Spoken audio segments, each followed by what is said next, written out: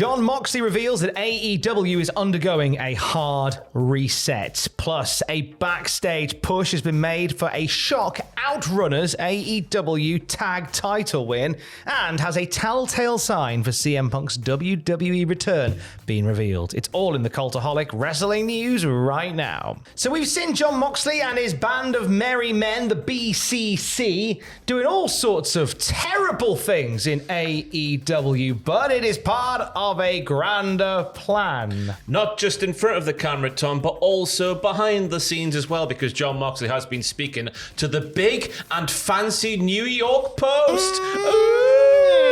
Somebody's doing all right. And he's revealed there's been lots of things behind the scenes that has signalled for a hard reset to be done in AEW. But Tom, he has signalled one particular happening as a telltale sign that a hard set needs to be redone. Yes, I mean, the reset obviously has come around for a number of reasons, but AEW World Champ Jon Moxley has made sure that the story of an interaction he had with an unnamed figure within the company left him stunned. He said, this individual said, it's the bottom of the card. It doesn't matter. It's the bottom of the card. It doesn't matter, Moxley said. Can you imagine saying that? Like, you are effing fired. Yeah, you're effing fired. Go work at Sunglasses Hut. You shouldn't be effing pistol whipped. You should be effing pistol whipped for saying that. Everybody that's on top was at one time on the bottom. That's how it works. You climb the ladder. You see a lot of frustration and confusion from some of these talents because there is no effing ladder. They don't know what to do. They kind of just wander around the desert. We're going to grab them by the shoulder. We're going to walk them.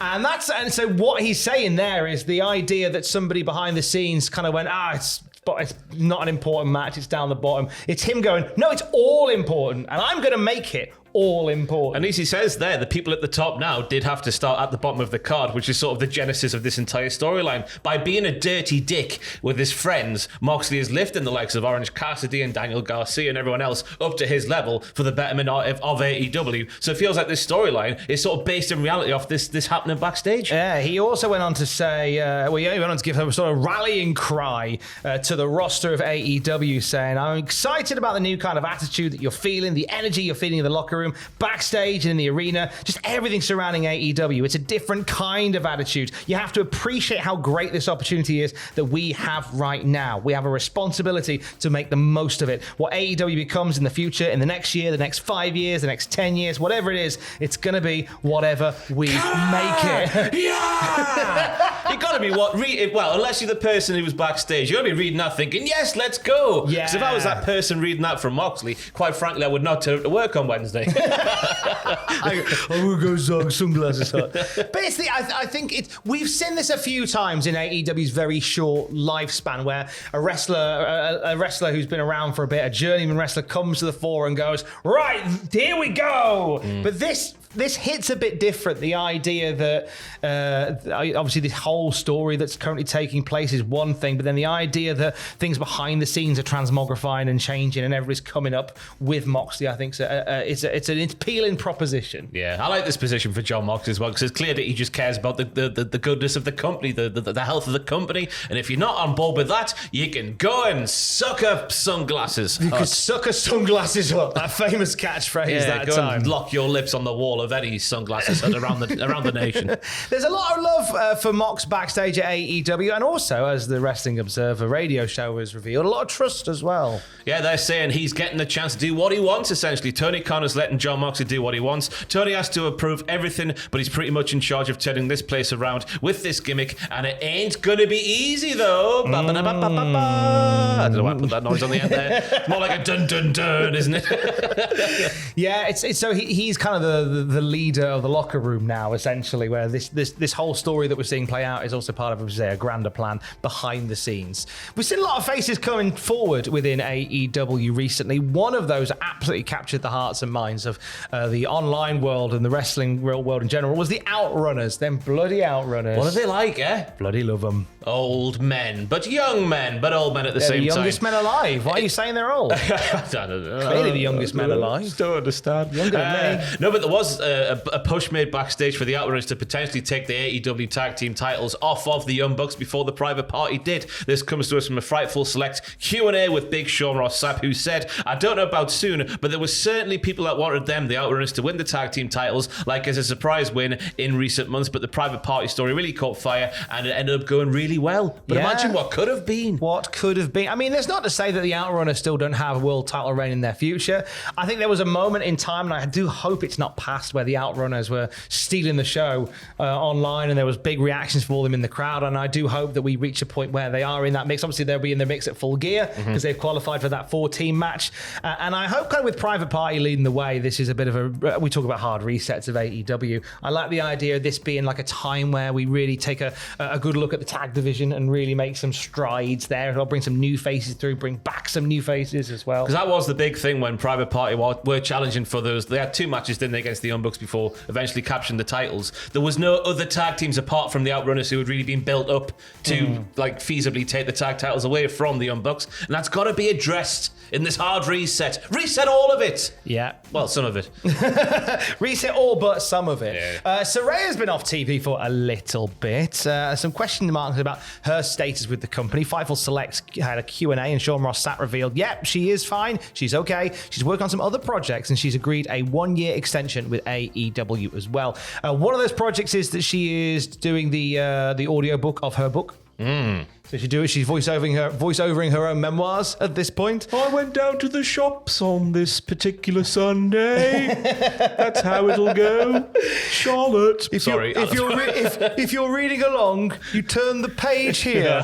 Oh dear me. Thank you very much. We'll see her back at some point. I think Harley Cameron is certainly carrying the load for that team as we speak. Or some people would say in general. Yeah, just in general. There's certainly a storyline to be done now, in my opinion, where Harley Cameron splits away from Saraya, gets a big win over Saraya on a pay-per-view, and then goes off to do many things with all of her many talents. Do not threaten me with a good time. Here's a good time possibly on the horizon. Ring of Honor Final Battle coming up with a possible location being an old haunt of Ring of Honors from back in the before Tony Khan times. Yeah, this story comes to us from Fightful Select, who say, Beyond the Bell and Matt Men Radio's Andrew Zarian and Fightful Select Sean Ross Sapp have learned that the Hammerstein Ballroom is the planned venue for Ring of Honor Final Battle, but there's no word on the specific date of the show. This will mark Ring of Honor's first time running the Hammerstein Ballroom since 2019. The company has not been there since the Tony Khan era began in 2022. Yeah, very popular haunt for Ring of Honor was the Hammerstein Ballroom. Obviously, it's where WWE held ECW One Night Stand both times as well. GCW ran there for the first time in 2022. They're doing it again in January 2025. I believe there was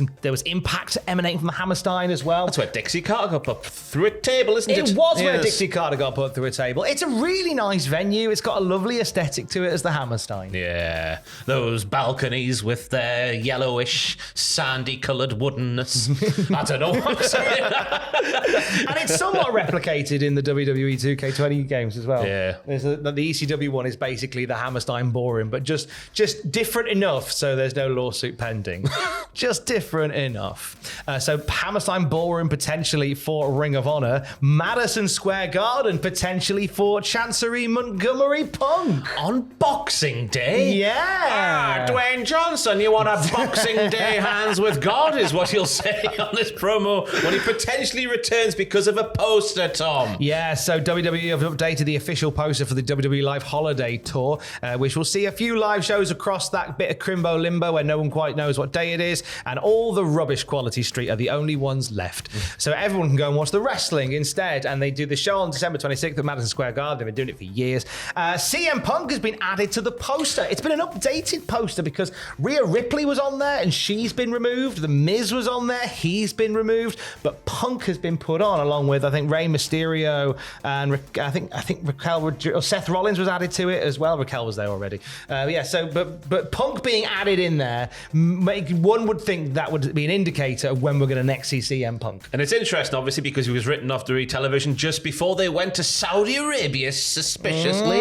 Dun, dun, dun. But he'll be back in time for the Garden, by all accounts. Along with, also on the poster, Drew McIntyre, who we haven't seen since Bad Blood either. They're going to be in the same place at the same time. Oh, they're fine. They've sorted it now. That sounds combustible, Tom. They've sorted it now. They're Bezos now. All done. All pals at the palace, as my nanny Doris would say. Liv Morgan, Raquel Rodriguez, R-Truth, Jey Uso, Dominic Mysterio, and Gunter front and centre for that one. Gives you an idea of the lineup if you're planning to go to MSG on December 26th. They're always fun shows, those ones are. Oh, of course they are. I've never been to a December 26th show. No, but of course they're always fun. They are always a good time.